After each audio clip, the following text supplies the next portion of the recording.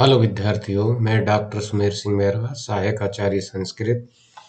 मैं जो BA part प्रथम वर्ष के विद्यार्थी है उनके लिए जो उनकी नीति शतकम नामक जो काव्य है और उसमें भी उनकी जो विद्वत पद्धति का मैं वर्णन आपके सामने कर रहा था। तो आज के जो श्लोक है उन श्लोकों में आज का जो श्लोक है वो है केयूराणी ने भूष्यन्ति पुरुषम हारा ने चंद्रोज्ज्वला न स्नानम न विलेपनम न कुसुमम न अलंकृता मूर्धजा वाण्ये का समम अलंकृति पुरुषम या संस्कृता धार्यते क्षीयन्ते खलु भूषणानि सततम बाग भूषणम। इस श्लोक के अंतर्गत महाकवि भर्तृहरि ने वाणी नामक जो आभूषण है अर्थात मनुष्य का सबसे महत्वपूर्ण जो आभूषण माना गया है वो आभूषण है वाणी। तो उस वाणी नामक जो आभूषण है उसका सर्वोत्तम आभूषण बताते हुए कि वाणी से बड़ा कोई भी आभूषण नहीं है, सर्वोत्तम आभूषण बताते हुए यहाँ पर उसका प्रतिपादन किया है और उन्होंने बताया है।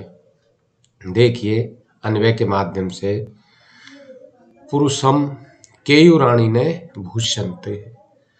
पुरुषम अर्थात जो मनुष्य होता है, मनुष्य की जो शोभा है वह केयूराणी अर्थात केयूर का मतलब होता है बाजूबंद, हार, आभूषण आदि। न भूष्यन्ते अर्थात वे उसको अलंकृत नहीं करते हैं। मनुष्य के अंतर्गत जो वह आभूषण धारण करता है अपने शरीर के पर, जैसे बाजूबंद है, हार है, जो भी आभूषण वह धारण करता है वह मनुष्य को अलंकृत नहीं करते। न चंद्रोज्ज्वला और न ही वो हार आदि पहनने के कारण जो कि चंद्रोज्ज्वला चंद्रमा के समान, चाहे वो प्रकाशमान हार आदि क्यों न हो, वो भी पुरुष को अर्थात मनुष्य को अलंकृत नहीं करते। न स्नानम न विलेपनम और ना ही वो स्नान करने से कि भाई स्नान करने से आदमी की सुंदरता बढ़ जाती है, न विलेपनम और न ही चंदन आदि का लेप करने से अर्थात न तो स्नान करने से न चंदन आदि का लेप करने से या सुगंधित पदार्थों को लगाने से और न अलंकृता मूर्धजा, न अलंकृता मूर्धजा और न ही पुष्प आदि अलंकृत करने से, केशों को धारण करने से। एका वाणी समम अलंकृति अर्थात एका वाणी, एक वाणी ही मनुष्य का ऐसा आभूषण माना जाता है जो कि सभी अलंकारों से अर्थात सभी अलंकारों से महत्वपूर्ण आभूषण माना जाता है, जो पुरुष को या मनुष्य को पूरी तरह से अलंकृत करती है।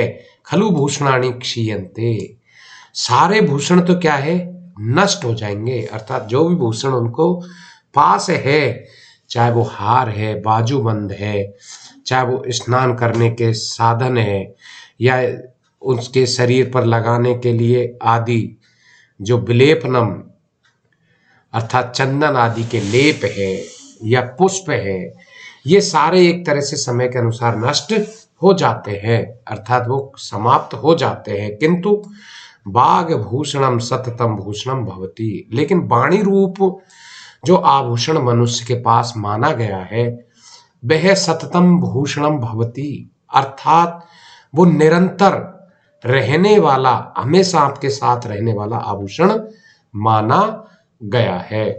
तो यहाँ पर कवि ने, जो महाकवि भर्तृहरि है, भर्तृहरि ने वाणी नामक जो आभूषण है उस वाणी नामक आभूषण की प्रशंसा करते हुए और मनुष्य का जो अत्यधिक प्रिय या मनुष्य की जो प्रसिद्धि होती है वह सर्वोत्तम आभूषण वाणी को माना गया है। तो वाणी नामक आभूषण का वर्णन करते हुए उन्होंने यहाँ पर एक सुंदर चित्रण अर्थात सौंदर्य, मानव का स्वभाव से ही सौंदर्य प्रिय होता है कि वह चाहता है अधिक से अधिक सुंदर दिखाई दे, किंतु उससे भी सुंदर वो किससे दिखाई देगा, इन और जो अनेक जो आभूषण है उनमें सबसे महत्वपूर्ण आभूषण जो वाणी है, उस वाणी का वर्णन करते हुए यहाँ पर कवि ने बताया है कि बाह्य सौंदर्य जो होते हैं मनुष्य के, वो तो एक व्यर्थता के सौंदर्य, व्यर्थता के प्रतिपादन माने जाते हैं, व्यर्थता को बढ़ावा देने वाले माने जाते हैं। वाणी ही एकमात्र ऐसा आभूषण माना गया है जो मनुष्य को सतत रूप से धारण करने वाला माना गया है, जो हमेशा उसके साथ में रहता है। तो कवि ने यहाँ पर यह कल्पना प्रस्तुत की है, अर्थात ये समझाने का प्रयास किया है कि व्यक्ति की शोभा ना तो बाजूबंद आभूषण को धारण करने से बढ़ती है, अर्थात व्यक्ति की जो शोभा है वह बाजूबंद आदि आभूषणों से नहीं बढ़ती है, और ना ही चंद्रमा के समान अत्यंत प्रकाशमान हार आदि धारण करने से भी उसकी सुंदरता नहीं बढ़ती है, ना ही स्नान करने से और ना ही चंदन आदि का लेप करने से मानव की सुंदरता बढ़ती है। व्यक्ति शरीर की चाहे वह पुष्पों से पूरी तरह खुद को अलंकृत कर ले, चाहे उनमें अनेक प्रकारों से अपने बालों को संवार ले, किंतु इनसे उनकी सुंदरता कदापि नहीं बढ़ सकती। कवि ने स्पष्ट कहा है कि यदि सुसंस्कृत व्याकरण आदि से शुद्ध परिशुद्ध एकमात्र वाणी ही ऐसा आभूषण है जो व्यक्ति की शोभा को बढ़ाता है, उस वाणी रूपी श्रेष्ठ आभूषण के सामने अन्य किसी भी प्रकार का आभूषण हो, अन्य सभी प्रकार के आभूषण उसके सामने एक तरह से फीके पड़ जाते हैं। तो यहाँ पर तात्पर्य यह है कि अन्य सौंदर्य आधायक तत्व इस अस्थायी सुंदरता को ही बढ़ा सकते हैं, लेकिन स्थायी सौंदर्य तो सुसंस्कृत वाणी के द्वारा ही बढ़ाया जा सकता है। अतः मानव को व्याकरण आदि सम्मत शुद्ध और परिष्कृत मधुर वाणी का प्रयोग हमेशा करते रहना चाहिए। तो यहां पर कवि ने एक तरह से जो वाणी नामक आभूषण है, जो कि सुसंस्कृत वाणी के द्वारा ही जिसकी सुंदरता बढ़ती है, तो मनुष्य को हमेशा शुद्ध और परिष्कृत मधुर वाणी का ही प्रयोग करना चाहिए। अब देखिए इसके अंतर्गत जो विशेष है उन विशेषों का वर्णन मैं आपके सामने बता रहा हूं कि जो ये श्लोक है, इस श्लोक के अंतर्गत कवि ने बताया है कि केयूर आदि जो मनुष्य की शोभा बढ़ती है, किंतु सुंदर रूपी या सुंदर वाणी रूपी आभूषण से ही मनुष्य की शोभा बढ़ाई जा सकती है, मानव के लिए वो अत्यंत आवश्यक माना जाता है।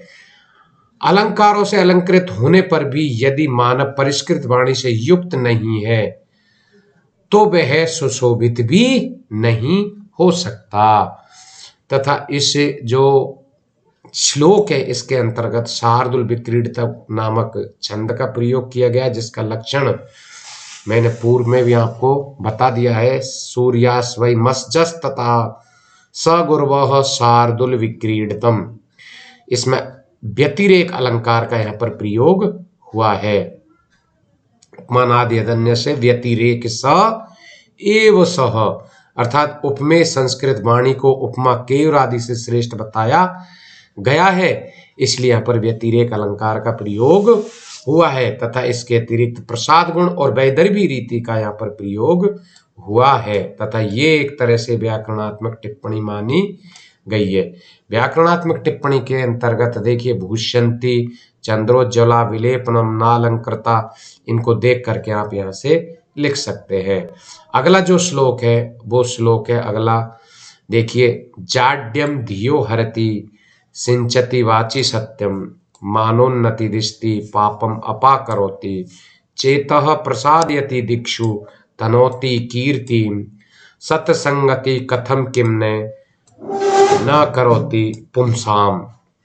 अर्थात इस श्लोक के अंतर्गत महाकवि भर्तृहरि ने जो सत्संगति होती है उस सत्संगति के महत्व का यहाँ पर प्रतिपादन किया है कि सत्संगति या संगठन में जो शक्ति होती है वे मनुष्य के लिए क्या क्या नहीं करती है, अर्थात वह मनुष्य के लिए सब कुछ करती है। सत्संग तो उसी का वर्णन करते हुए यहाँ पर कवि ने यहाँ पर वर्णन किया है। देखिए कि सत्संगति अर्थात जो सत्संगति होती है वह धियम जाड्यम हरति, धियम जाड्यम हरति अर्थात जो मनुष्य की जाड्यम जड़ता को, धियम हरति अर्थात मनुष्य की जो बुद्धि की, धिय अर्थात बुद्धि है, उस बुद्धि की जड़ता को नष्ट करती है। अर्थात मनुष्य के अंतर्गत जो जड़ता विराजमान है और यदि कोई व्यक्ति सत्संगति से में का सहारा लेता है तो उसकी निश्चित रूप से उसकी जड़ता समाप्त हो जाती है।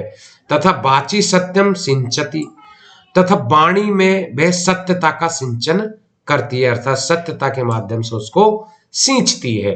मानोन्नति दिशती तथा जो सत्संगति है वह मानोन्नति चारों दिशाओं में आपका मान सम्मान फैलाती है।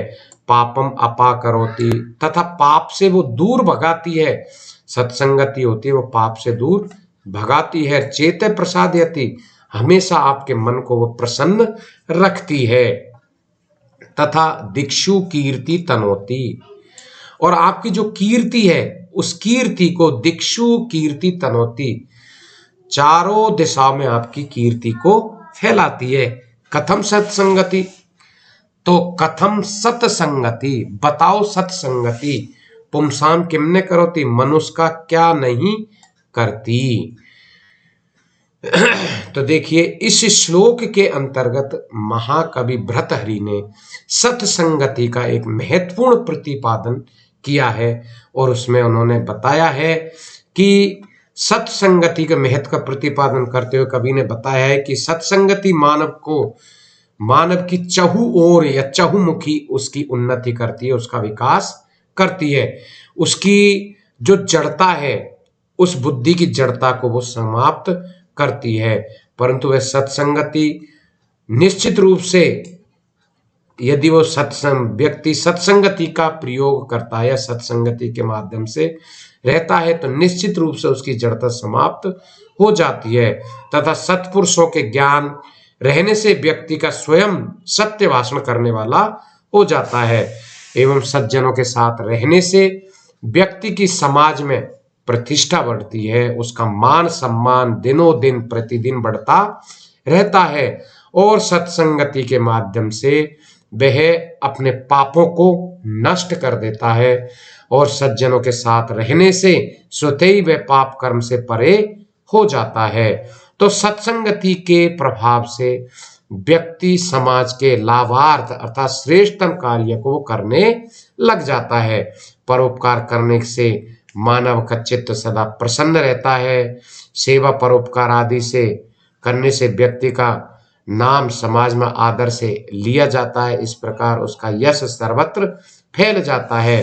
तो यहाँ पर कवि यह बताना चाहता है कि बताइए कि जरा मुझे आप ये तो बताइए कि सत्संगति व्यक्ति के लिए क्या नहीं करती, अर्थात सज्जनों के सानिध्य से व्यक्ति सदैव हमेशा चारों ओर उन्नति की ओर बढ़ता रहता है। तो यहाँ पर महाकवि ने सत्संगति का बहुत ही एक अच्छा उदाहरण यहाँ पर प्रस्तुत किया है इस श्लोक के माध्यम से। तो इसमें जो सत्संगति का वर्णन किया है उसमें विशेष अब आप देखिए विशेष कौन कौन से हैं कि सत्संगति द्वारा मानव अपने जीवन को सफल बना सकता है। सत्संगति एक ऐसी चीज है जिससे मानव अपने जीवन को सफल बना सकता है, सत्संगी करने की अपेक्षा रखता है।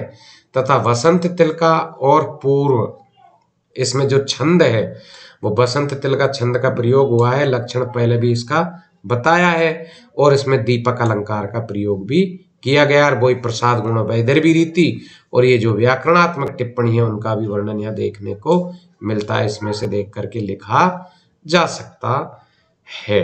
धन्यवाद।